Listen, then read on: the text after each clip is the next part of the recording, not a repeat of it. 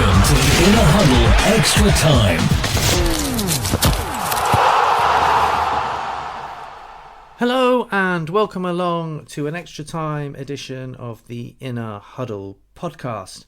I'm Perry Cocking from Pezzers Football and former Premier League Academy coach and Youth Scout. And as regular listeners will know, I've written a book called Did You Win, Did You Score? How to Help Your Child Succeed at Football and Life. And it is one of those chapters that I'm going to delve into now and read out to you. It's chapter 31. And it is called Visualisation and Imagery. And the opening quote is from one Conor McGregor. I'm not sure how much of a role model he is nowadays, but when this was written, he was very much a role model. And his quote is as follows: "If you have a clear picture in your head of something that's going to happen, then nothing can stop it." And the chapter goes like this. I believe that it is important for children to have a dream, a goal, and to visualize it. This can be a short-term, micro, or long-term, macro. A micro goal could be something like trying to get 4 crosses into the box in a certain match or creating a certain number of chances. A macro goal might be trying to get into a certain team or, dare I say it, to get scouted by a professional club. The secret with any long-term goal is to break it down into micro goals that, once achieved, will take you further towards your macro goal. I call these goals the sat-nav of your subconscious. Once you know what you want, where you are going, a desired destination, a purpose, you can load each micro goal into your subconscious sat-nav and it can take you there. Just like a sat-nav in the car, there will be wrong turns and rerouting, but as long as the end destination stays the same, you will arrive there. Not knowing the destination is often the problem. Some people chase other people's destinations, for example, their dreams. They see something that other people have, other qualities, and they want what they've got. They just keep on chasing, never getting there. They are unfulfilled. Help your child choose their destination, but know that it has to be their own dream. It cannot be yours. Their ambition has to be respected. Their reasons for playing are their own, and there is no right or wrong. If your child just wants to play football for a bit of fun with their friends, then that's great. It is your job to find out how they can best have fun. It might be that they need micro goals of gaining some basic skills and ball control to be able to fulfill their macro goal of playing in the same team with their friends. It might be that your child wants to be a professional. It is then your job to help them set personal micro goals to achieve along the way. Becoming a professional won't happen by chance. As with any major long-term goal, there's a process to go through. Your job is to help this process and not hinder it. I would reframe any goal of becoming a professional player to fulfilling their potential. As I've said many times, concentrate on the process and the outcome will take care of itself. There is more about goal setting in chapter 81.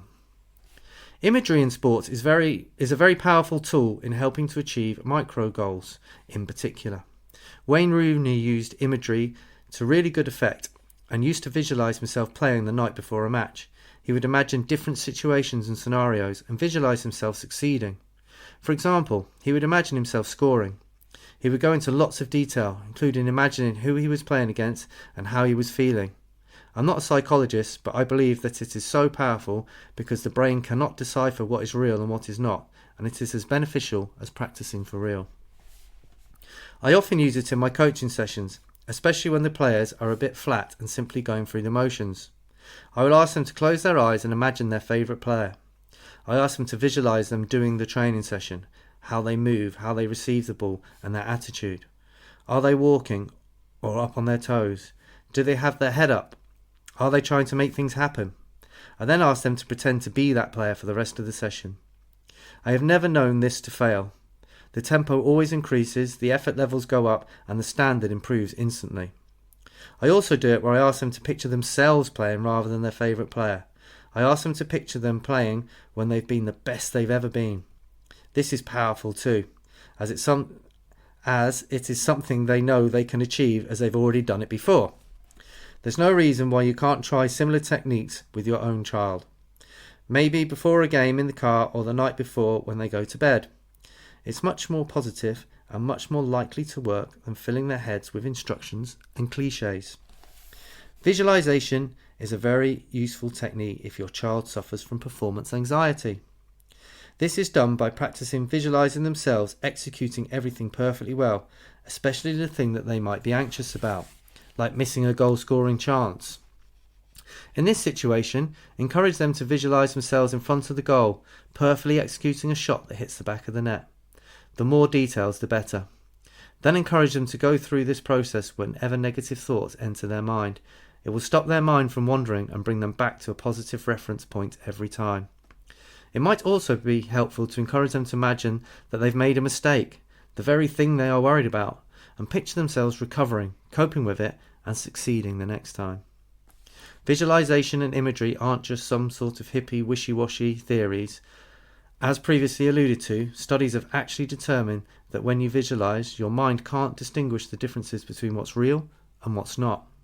For example, the part of the brain, muscles and neurological pathways that are fired up when you imagine taking a penalty is exactly the same as when you actually take one. Powerful stuff. And the finishing quote is one of my own. Know your destination, then concentrate on the journey. Not bad, not a classic from me. And read it okay, not too bad. I really should read the chapter as a practice before I go straight in. But I never do. I just dive straight in. It should be okay, I think, because I wrote it. But yeah, I still make the odd mistake.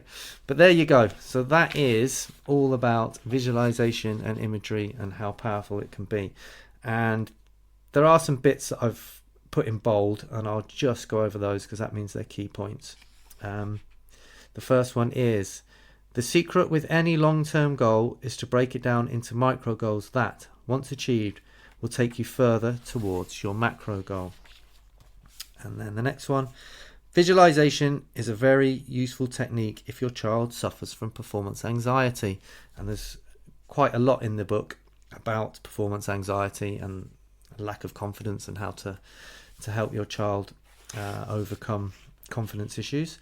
And then the last one that's in bold is, it might also be helpful to encourage them to imagine that they've made a mistake, the very thing they are worried about, and picture themselves recovering, coping with it, and succeeding the next time. So that's just to help them come to terms with, yes, that could happen, and what are then you going to do about it? What are the next steps? How are you going to recover from that setback? And that can be very powerful too. And there's quite a lot in there. It's not something that a lot of people think about, but it is very powerful. I mean, it'd be more beneficial to a child in a car journey to a match to think through some scenarios or what they want to achieve and then visualize it, rather than having some pep talk from mum or dad.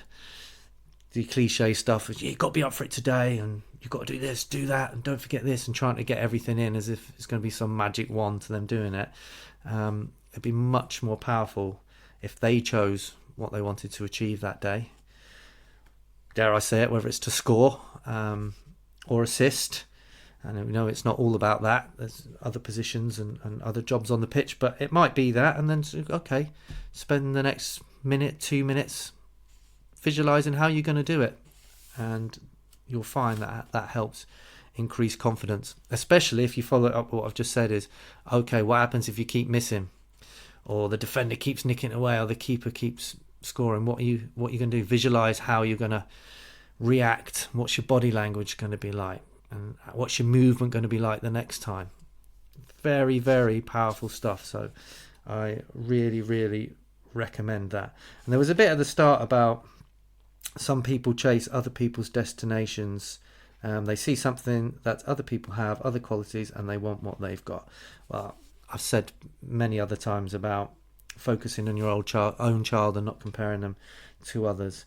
But I recently did was a guest on a podcast called Little Boots, Big Dreams, and we talked about the first thing you should do when your child is playing football, or any sport I suppose, is find out why they're doing it, find out what their ambitions and their goals are, because most parents never know, and you never know unless you're going to ask, and you might be surprised. And I did this with a team, in fact all the teams that I ever had, asked them to tell me why that they were playing, and not one of them ever chose to be a professional player. Actually, I might tell her, I think one did in all that time, and ironically is now a scholar at a professional club. But it's a good starting point, because we knew that was that child's ambition, and their parents did. And it might be we had children in the same team who just said, well, I just want to play football with my friends. I just want to do something with mum and dad at the weekend. Whatever it was, there was obviously tons of different answers.